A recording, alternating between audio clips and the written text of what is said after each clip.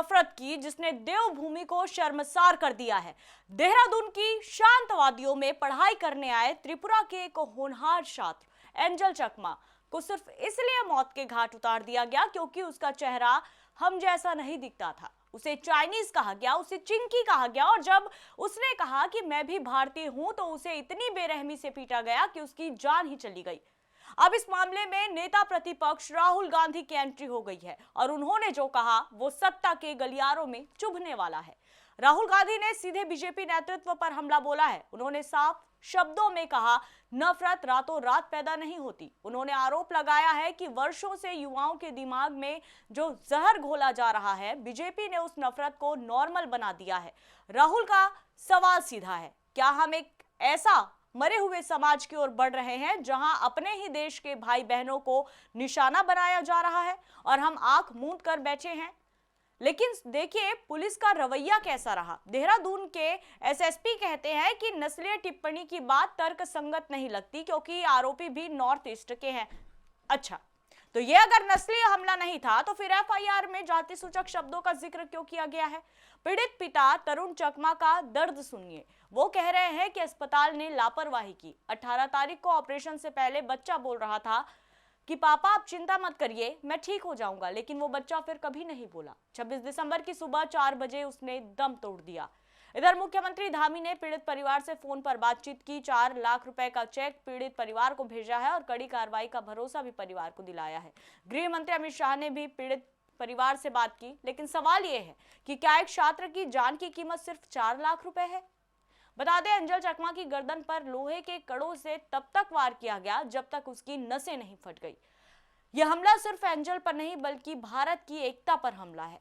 लगातार जिस तरह से हम वसुदेव कुटुंबकम की बात कहते हैं, सर्वधर्म एक समान की बात कहते हैं, लेकिन जब तस्वीरें इस तरह से निकल कर आती है तो ये सोचने पर मजबूर कर देती है कि कथनी और करनी में कितना फर्क है। सिर्फ चेहरा हम जैसा नहीं दिखने की वजह से चाइनीज कहकर, मोमोज कहकर, चिंकी कहकर मार डालना, ये किस तरह की हिंसा है? और आखिर इतनी हिंसा, इतना गुस्सा, इतनी नफरत हमारे भारत जैसे शांति प्रिय देश में कहां से पनपी? कहां से आई ये हिंसा, कहां से आई ये नफरत कि लोगों की जान इतनी बेतरतीब से लिया जा रहा है कि हाथ भी नहीं कांप रहे हैं? तो कहीं ना कहीं अब इस पूरे मामले को लेकर ना सिर्फ सियासी पारा गरमाया है बल्कि पूरे देश में आक्रोश भी है। लगातार इस हमारे साथ रिया पांडे हमारे साथ बनी हुई है और इस पूरे मामले पर भी उससे ही जानकारी लेंगे। रिया, देखिए, घटना भले ही देवभूमि में हुई है लेकिन इसकी तपिश पूरा देश महसूस कर रहा है। हमारा देश, हमेशा हम बड़ी बड़ी बातें कहते हैं कि हमारा देश शांति प्रिय है, फिर हमारे देश में कैसे इतनी हिंसा, कैसे इतनी कठोरता, इतनी अमानवीयता कि किसी लड़के को सिर्फ इसलिए मार दिया जाता है कि उसका चेहरा हम जैसे चेहरों जैसा नॉर्मल नहीं था, चाइनीज जैसे उसका चेहरा दिख रहा था, ये कहकर, चिंकी कहकर, मोमोज कहकर मार देना, कैसे नस्लीय हिंसा? जी पूजा, कि जिस तरीके से जो ये तस्वीरें निकली है एंजल चकमा की मौत ने पूरे भारत को झकझोर दिया है। क्योंकि मैं बता दूं कि उत्तराखंड जो है वहाँ पे बहुत सारे ऐसे यूनिवर्सिटी है जहाँ पे बच्चे केवल भारत के ही नहीं विदेश से भी पढ़ने के लिए दूर दूर से बच्चे आते हैं। वहाँ पे एमबीए की पढ़ाई के लिए बहुत प्रसिद्ध कई यूनिवर्सिटी मौजूद है जहाँ पे बच्चे पढ़ने के लिए आते हैं। लेकिन मैं बात करूँ नॉर्थ ईस्ट के जो बच्चे आते हैं, कहीं ना कहीं ये पहली बार तस्वीरें नहीं देखी गई है। सोशल मीडिया में इससे पहले भी कई बार वीडियो वायरल हुए कि किस तरीके से उन्हें लोग ट्रोल करते हुए नजर आते हैं कि आप भारत से अलग हो, आप भारत तो नहीं है। लेकिन जो तस्वीरें सामने निकल के आई है कि एक मासूम की जाति धर्म को लेकर इस तरीके से मौत के घाट उतार देना, कहीं ना कहीं पूरे भारत को झकझोर के रख दी है। पूजा, मैं क्या बोलूं कि केवल अब उत्तराखंड की बात नहीं है, इसका असर दिल्ली में भी देखने को मिल रहा है। राजनीतिक गलियारों में भी सभी तमाम बड़े चेहरे, चाहे शशि थरूर हो गए, चाहे राहुल गांधी हो गए, चाहे केजरीवाल हो गए, उन्होंने ट्वीट करके साफ तौर पे बोला कि सरकार की नाकामी की वजह से, क्योंकि इस तरीके से कैसे कोई भारत जैसे देश में जाति धर्म को लेकर इस तरीके से बच्चों की हत्या करके चला जा सकता है। क्योंकि जहाँ बच्चे पढ़ने जाते हैं, जहाँ वो अपने सपने बुनने जाते हैं, और वहाँ बस ये केवल जाति धर्म की वजह से उन्हें मार देना, जो कि बहुत शर्मनीय बात है, जिसको लेकर तमाम उत्तराखंड की पुलिस खुद इस चीज को बारीकी रूप से सीएम हर एक चीज, अहम मुद्दे को देखते हुए इसकी जांच करवा रहे हैं। और मैं बता दूं पूजा कि अभी तक 5 लोगों की गिरफ्तारी हो गई है।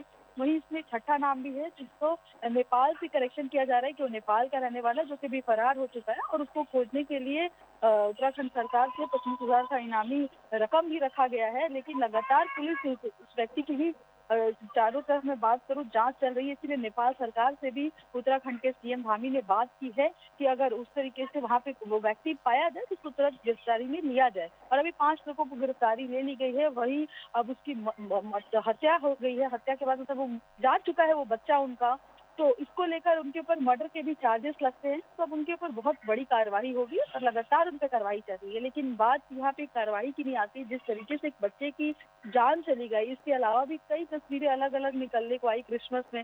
तो तमाम राजनेताओं का भी कहना है कि कैसे धर्म की राजनीति हो रही है। राहुल और गांधी ने जाहिर बताया तौर पर ऐसे आक्रामक, ऐसे नफरत फैलाने वाले लोगों के लिए तो बिल्कुल एक ही रास्ता होना चाहिए, एक ही सजा होना चाहिए, ताकि लोग उनसे सीख सकें कि आप किसी को इतनी बुरी तरीके से मार रहे हैं और इसका जो ये असर है वो किसी पर ना पड़े। और बिल्कुल हमारा देश ऐसी आक्रामकता, ऐसी नफरत तो बर्दाश्त नहीं कर पाएगा। तो साफ तौर पर इसके लिए तो कड़ी से कड़ी सजा ही प्रतिबंधित होती है। लेकिन देखना होगा कि जब 6वां आरोपी पकड़ा जाएगा तब किस तरह से एक्शन लेती है सरकार। फिलहाल तमाम जानकारी के लिए बहुत धन्यवाद रिया।